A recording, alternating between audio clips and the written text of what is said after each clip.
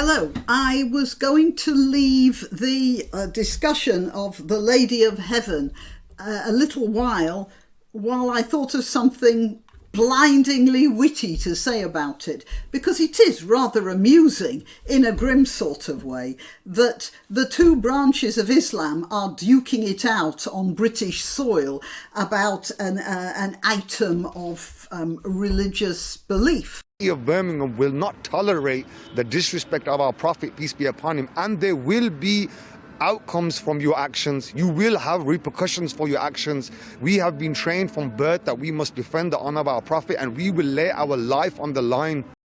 Now, normally when people like me criticise Islam, we get accused of Islamophobia when we mention grooming gangs in Rotherham, or the fact that Islam doesn't seem to have any sort of a sense of humour, or indeed my personal gripe about newspapers in this country constantly referring to the Prophet Muhammad, as we see here in the Telegraph and in the Guardian. He is not my prophet, and I don't see why anyone should refer to him as the Prophet Muhammad. Yes, Muhammad, the founder of Islam, or the Muslim prophet, that's fine, because that's what he is.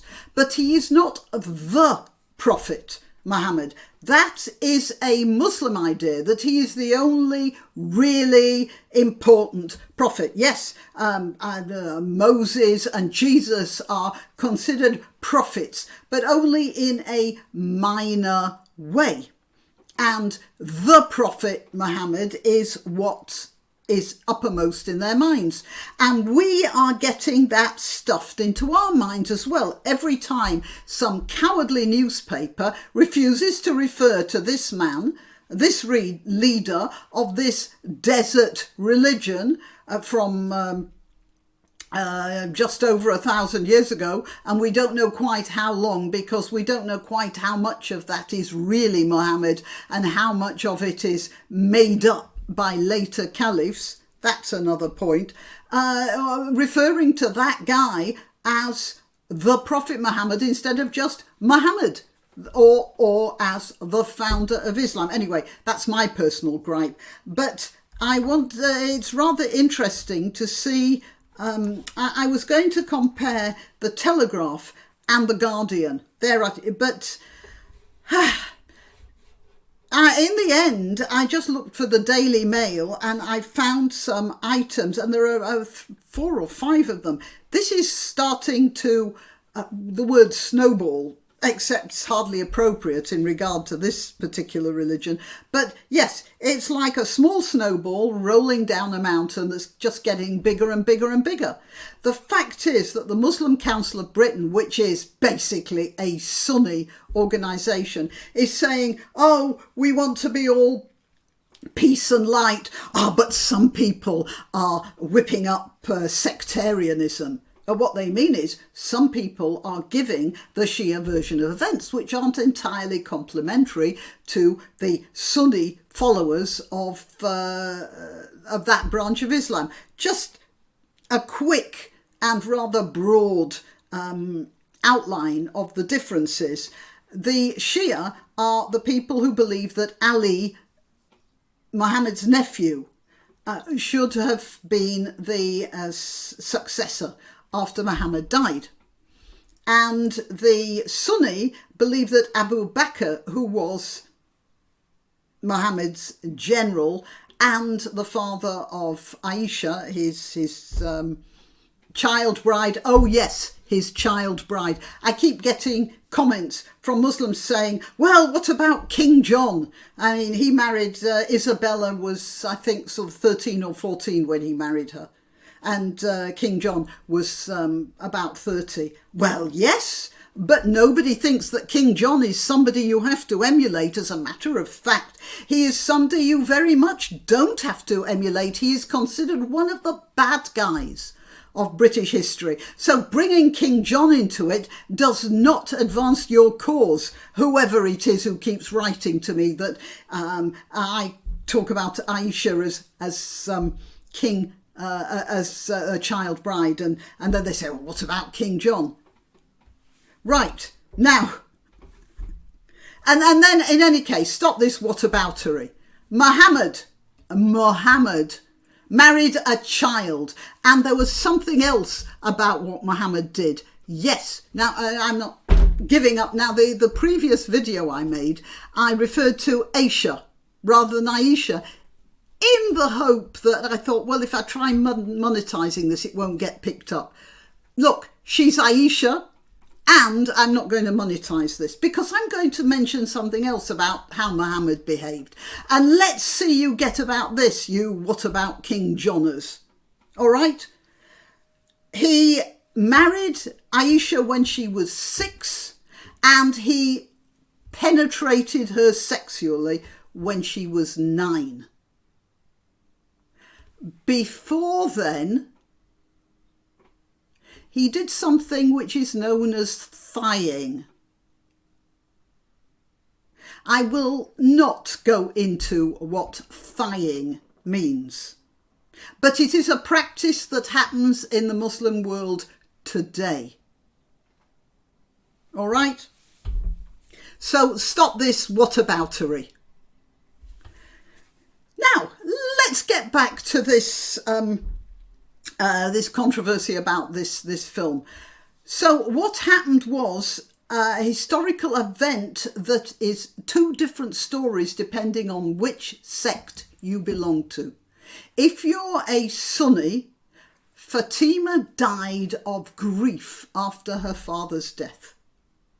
If you're a Shia, Fatima was murdered by the followers of Abu Bakr, later to be known as the Sunnis, and then later on they assassinated Ali as well. And that is the difference.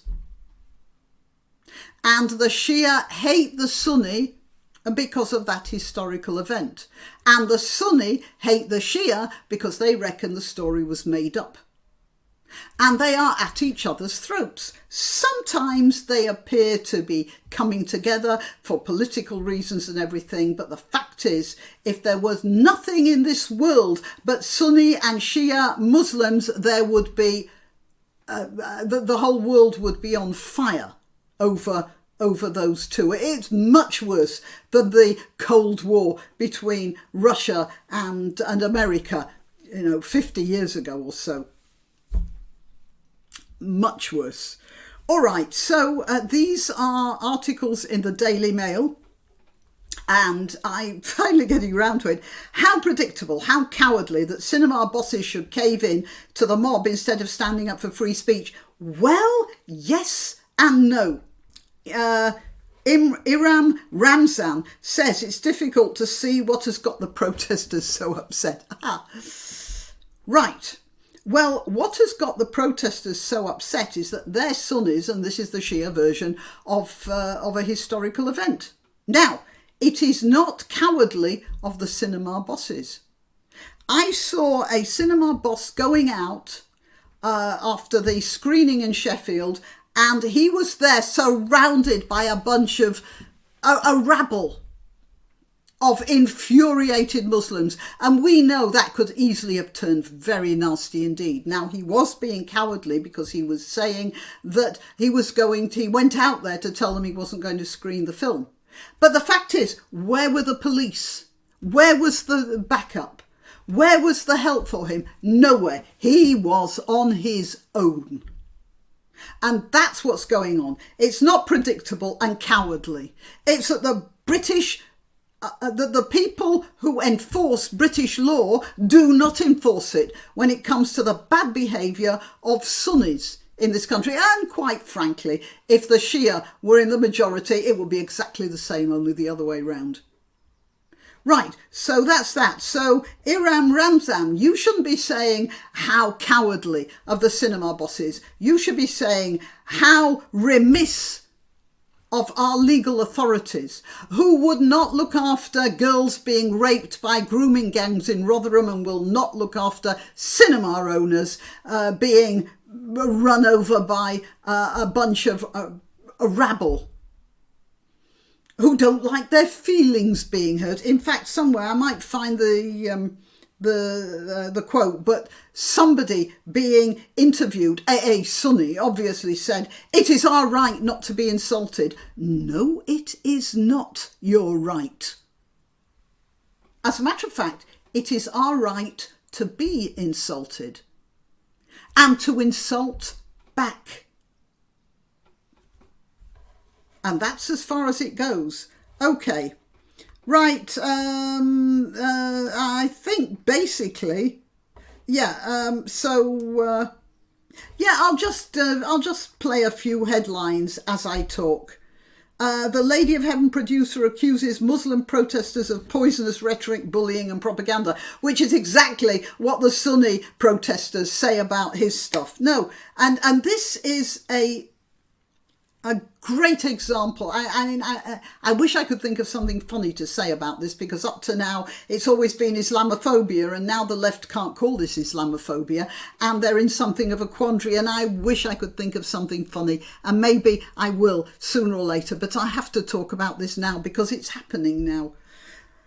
Okay, well, I think I'll stop talking now anyway. I am Granniopteryx. I am calling for the legal authorities of this country to act in their remit, to enforce the law. This is a film that's been legally made. It's been passed by the British Board of Film Censors, or whatever they're calling themselves now, as a reasonable film. It's just a film. And it should be allowed to be seen, and mobs should not be able to stop it. And the only way we can stop this from happening is by enforcing the law. Sorry, I got sidetracked rather.